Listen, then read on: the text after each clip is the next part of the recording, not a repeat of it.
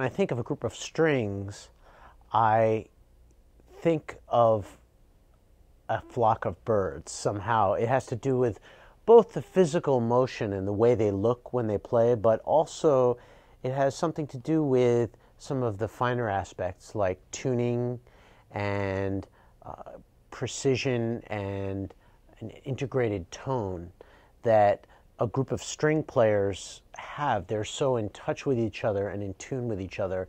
And it reminded me of a murmuration, which is a flock of starlings.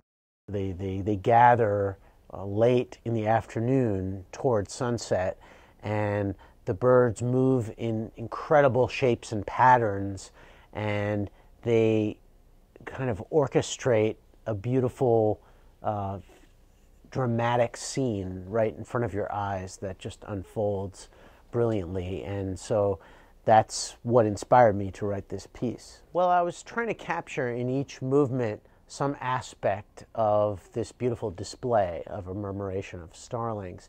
And in the first movement, I suppose that manifests as this kind of swooping and hovering kind of feeling. The title of the second movement is Gliding Over Algiers, and even though I personally have never been to Algiers, in a way I made it a kind of imaginary piece which was about gliding and about the incredible moment when the bird stops flapping its wings and is just at one with the air and the space around them. And I've felt that being in a balloon, that sense of just going where you are carried.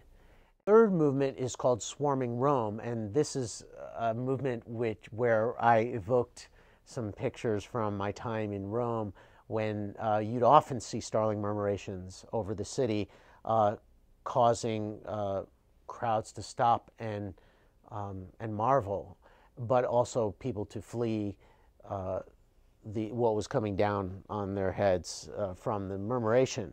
So it has ramifications in that way. And I was quite inspired by the fact that the birds can sense what's happening up to 7 birds away from them.